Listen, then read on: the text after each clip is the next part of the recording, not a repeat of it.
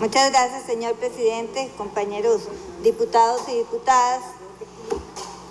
Hoy estamos nuevamente retomando el tema de fraude fiscal y me llena de mucha satisfacción después de un trabajo arduo, comprometido y transparente que se realizó en la Comisión de Asuntos Hacendarios, con el fin de sacar avante el trámite del proyecto de ley para mejorar la lucha contra el fraude fiscal y que estamos finalmente votando el viernes pasado. Yo quisiera agregar a esto que el proyecto original que recibió la Comisión de Asuntos Hacendarios era un documento completamente diferente al que hoy recibimos.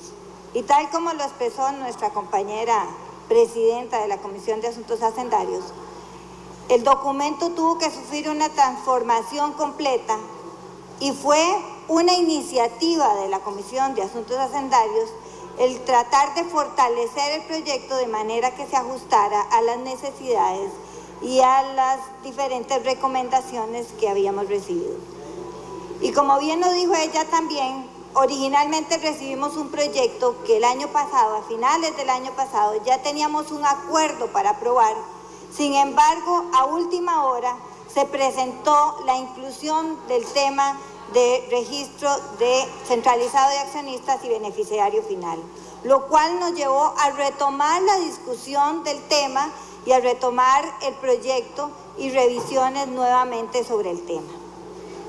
Muchas expectativas de la ciudadanía, como lo dije anteriormente, resultaron de este proyecto, que al momento de empezar a discutir, hace poco más de 2 años, tuvimos siempre presentes las expectativas que la ciudadanía tenía, así como empresarios y todos los que tenían que ver o tenían algún interés o relación con este proyecto.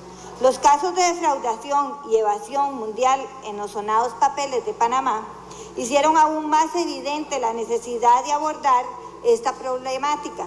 Por tal razón, todos los miembros de la Comisión de Hacendarios asumimos responsablemente la tarea de construir acuerdos necesarios para esta finalidad y dotar a Costa Rica de una legislación a la vanguardia completa y efectiva para combatir peligrosos males que acechan a nuestra sociedad, como lo son el fraude fiscal, el blanqueo de activos, los flujos de dinero ilícito, el crimen organizado y financiamiento del terrorismo. Hubo un ejemplar debate democrático, involucró a todos los actores. Este texto fue aprobado por la Comisión después de largas jornadas de trabajo, de asesores comprometidos, diputados involucrados, diputados que asumieron el papel de estudiar minuciosamente este proyecto.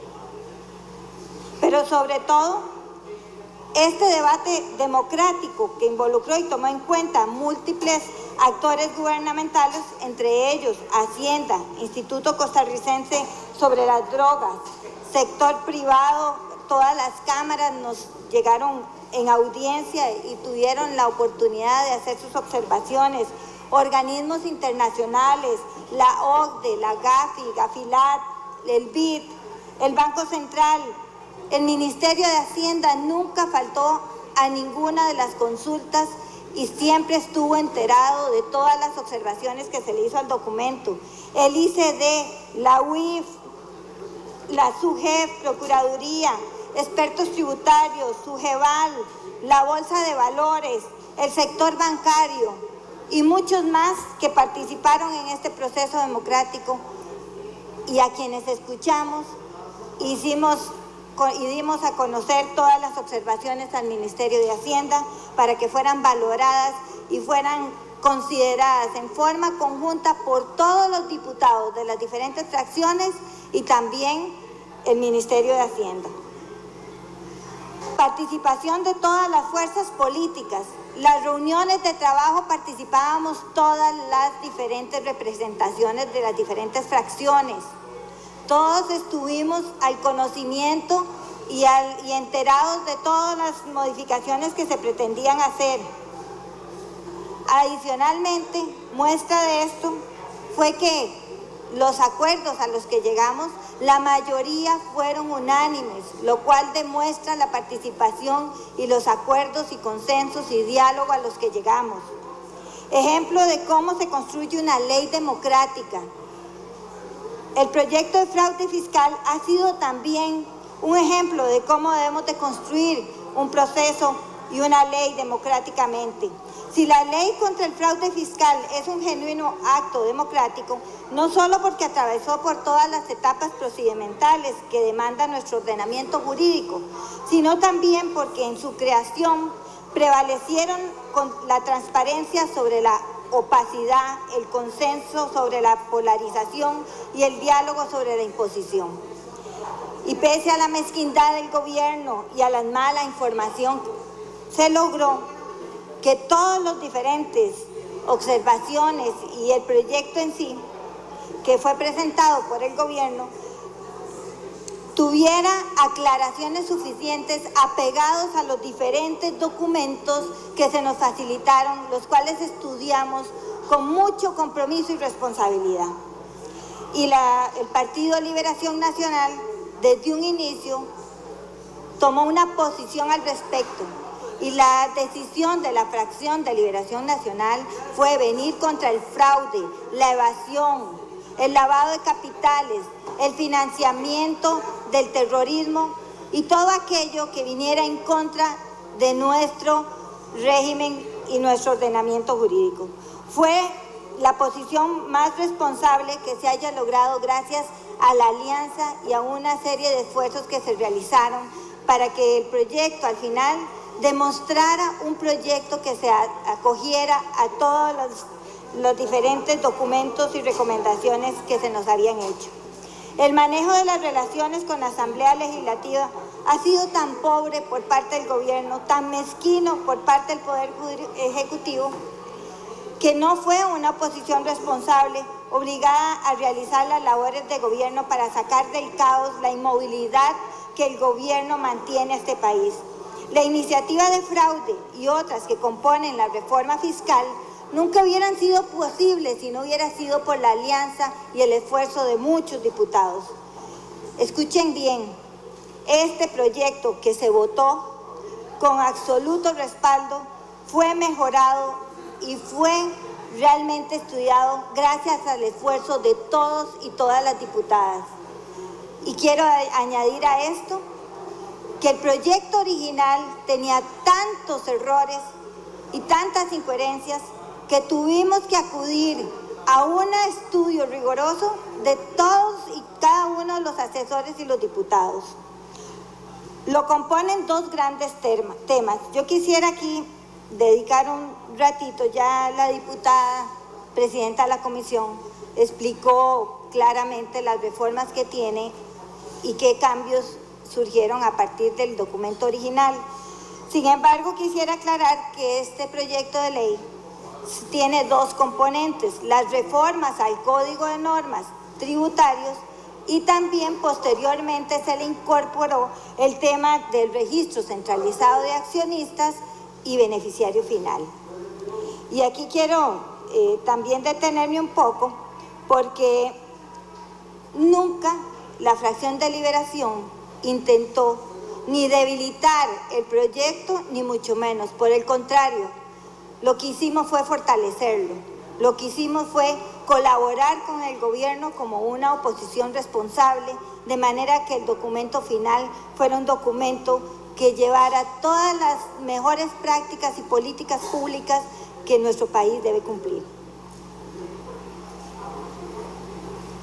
Los cambios al Código de Normas y Procedimientos Tributarios, ya mencionados por la compañera, son principalmente en algunos aspectos innovadores, como la incorporación de la factura electrónica, que deben de tenerla en 2 años, que las entidades financieras no tienen que entregar periódicamente la información, no son quienes tienen que entregar la información, sino su jefe.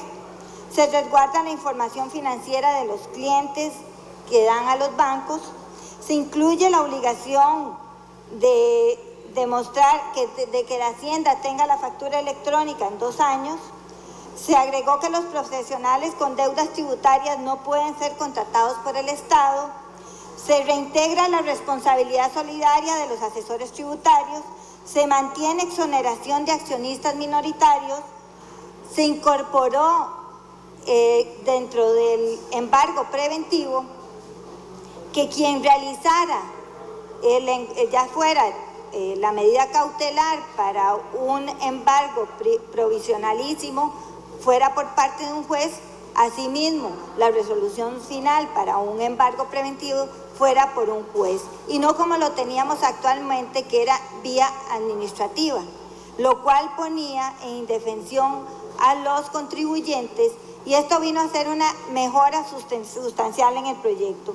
Y otros cambios que tienen que ver también con ajustes para el procedimiento de notificaciones y periodos de prescripción. En el tema de lo que tiene que ver con registro de accionistas,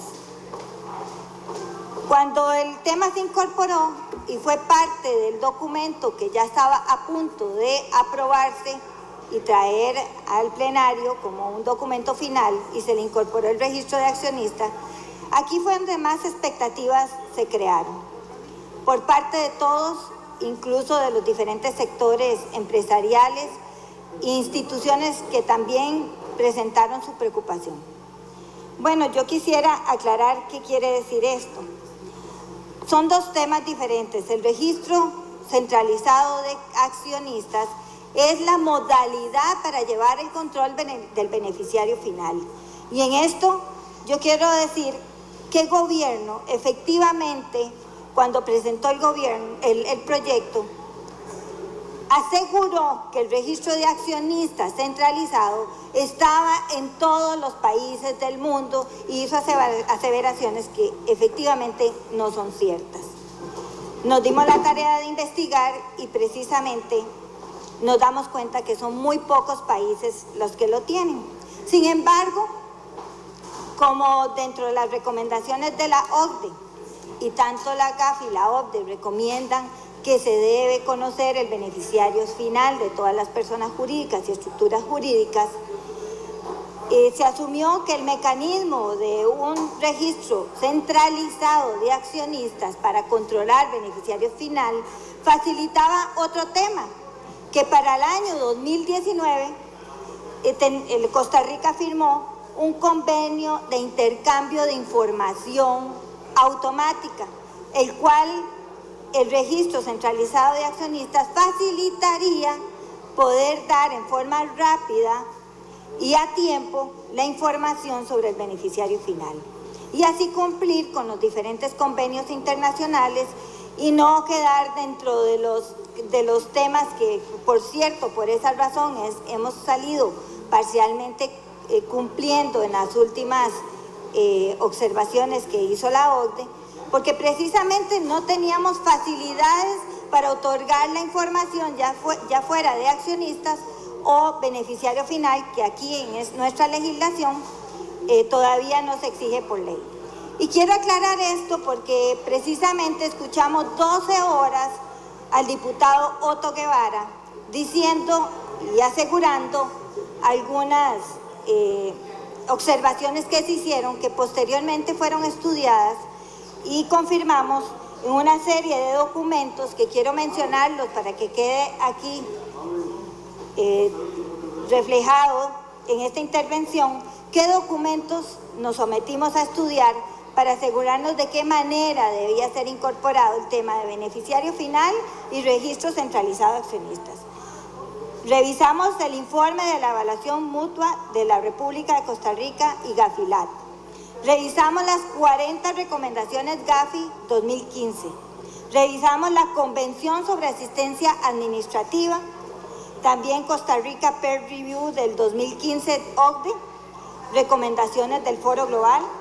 Revisamos el FATCA, Ley de Cumplimiento Tributario de Cuentas Extranjeras, Convenio de Intercambio de Información Automática, la tercera y cuarta directiva de la Unión Europea, el acuerdo de SUGEF 1210 normativa para el cumplimiento de la ley número 8204 y la ley de blanqueo de capitales de España, así como recomendaciones de la Agencia Tributaria de España y otras normas de ordenamientos jurídicos de otros países.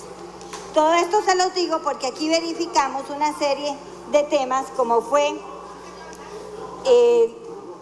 cuáles eran las verdaderas definiciones y qué se definía como control dentro de una empresa o compañía. El registro de accionistas asegura transparencia. Por eso cuando este tema se incorporó, la fracción decidió que lo incluíamos y aceptábamos la inclusión siempre y cuando del proyecto original se subsanara, primero, las definiciones de beneficiario final, que hubieran causas legítimas para el acceso a la información. Esto fue una de las condiciones que impuso la fracción de liberación. Que hubiera seguridad informática de conformidad con los estándares internacionales y a los estándares de confidencialidad. Que se sancionara a quien hiciera mal uso de la información. Que además residiera en el Banco Central de manera que le aseguráramos la protección de los datos y que hubiera disponibilidad, autenticidad, integridad, confidencialidad y trazabilidad de los datos. Y agregamos un transitorio muy importante porque dentro de las cosas que mencionó don Otto Guevara es que en ningún país existía el registro centralizado.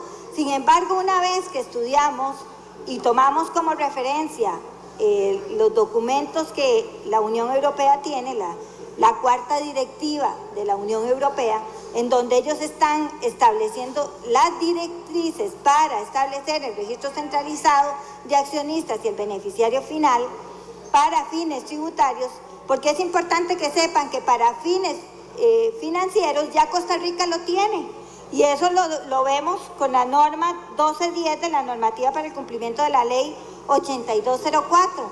Ya en el artículo 9 se exige que para abrir cualquier cuenta, todas las personas jurídicas deben de brindar el beneficiario final. Sin embargo, para efectos tributarios o fiscales no lo tenemos. De ahí la necesidad de que hoy tengamos que crearlo. Y efectivamente, cuando leemos la cuarta directiva, que nos ha servido como referencia, hemos localizado un artículo que dice, el artículo 3 de la cuarta directiva, que los países miembros de la Unión Europea deben tener el registro centralizado de accionistas para el año 2019. Quiere decir que ellos también van hacia este mismo modelo y van a usar este mismo modalidad para llevar el control del registro de accionistas y hacia esto va el mundo. Yo quisiera decirles también que si bien es cierto, mientras existan países que no se acojan a estas mejores prácticas y políticas públicas, siempre va a existir lugares donde se pueda facilitar el fraude y la evasión. Nosotros como fracción hemos defendido que Costa Rica tiene que ir hacia la transparencia y de ahí nuestro compromiso para adherirnos a la OTI. Por lo tanto, viendo estos documentos de referencia, pusimos también un transitorio dentro del proyecto que incluía que Costa Rica para el año 2019 tiene que tener este registro de accionistas, por varias razones, porque debemos entrar todos juntos, porque adicionalmente necesitamos hacer modificaciones en los sistemas y asegurar que van a quedar protegidos los datos y asimismo poder dar la oportunidad de que puedan ser certificados con las normas internacionales, fue que hicimos este transitorio. Pero adicionalmente le incorporamos que de no estar certificados por estas normas internacionales, estos estándares internacionales, no podríamos incluirnos o no podríamos exigir el beneficiario final a las empresas, porque debemos asegurarle y protegerle los datos a las personas jurídicas y otras estructuras jurídicas. Hemos hecho un equilibrio dándole las herramientas y los instrumentos al Ministerio de Hacienda y asimismo protegiendo los datos de las personas jurídicas. Una vez que agregamos estas 5 condiciones y nos aseguramos que iban a estar incluidas, también nos dimos la tarea de revisar y cada una de las observaciones que habían hecho diferentes sectores. Entre ellos, pues revisamos las definiciones. Las definiciones fueron y tal y como las definía tanto la GAFI como la OCDE. Así también incluimos las causas legítimas con las definiciones de lo que es fiscalización, de lo que es gestión de riesgos. Incluimos también de qué manera iba a tener acceso el ICD, que en esto quiero hacer otra aclaración. El ICD solo va a tener información de personas jurídicas, no así de datos tributarios. Y por último, todo los que va a tener acceso por convenios internacionales a los cuales estamos obligados. Tenemos también un acceso controlado, como les dije, del ICD, que solo va a tener acceso al beneficiario final, no así a la información tributaria. Tenemos también, hicimos la excepción, porque en el documento original incluía todo tipo de personas jurídicas, y verificamos que tanto la GAFI, la OCDE y las normas de la SUGEF excluyen todas las empresas o personas jurídicas que estén cotizando en bolsa. Por tanto, existe una ley que regula el mercado de valores y ya ellos tienen o están sometidos a la obligación de brindar el beneficiario final. Por eso es una excepción que se incluyó. Asimismo, el tema de los fideicomisos se aclaró de qué manera deben de brindar la información y las otras estructuras jurídicas. Como les decía, nos dimos la tarea de estudiar cada una de las recomendaciones. Yo quisiera dejar aquí plasmado, por si alguien quiere ir a consultar los documentos, que la recomendación número 10 del documento de las 40 recomendaciones de la GAFI viene claramente definido lo que tiene que ser la debida diligencia de personas jurídicas y otras estructuras jurídicas, y también contiene la exclusión de las empresas de bolsa. La recomendación número 24 y la nota interpretativa número 24 también incluye los mecanismos para llevar el control de los beneficiarios final, donde uno de ellos es el registro centralizado de accionistas y define claramente el beneficiario final. Asimismo, en las directrices de la 4ª directiva de la Unión Europea, que fue un documento que sirvió de referencia, tanto en la recomendación, en la directriz 13 y 14, y asimismo el artículo 30 y 31, viene toda la definición de cómo debe darse el acceso al beneficiario final y también al registro centralizado de accionistas. Y por otro lado, se definieron los estándares que define el control, y estos estándares los dejamos entre un 15 y un 25, dado que en el documento de referencia de la Unión Europea establece claramente que como mínimo debe ser un 25 y que cada país miembro definirá de ahí para abajo el porcentaje o el estándar que ellos consideren que es mejor. Como secretaria y vocera, hoy quisiera agradecer a todos los diputados que participaron y hacer la reflexión de que realmente tanto el Frente Amplio, el PAC, Liberación Nacional, la Unidad y todos los partidos representados en la Comisión de Asuntos Hacendarios tuvimos la oportunidad de llevar un proceso democrático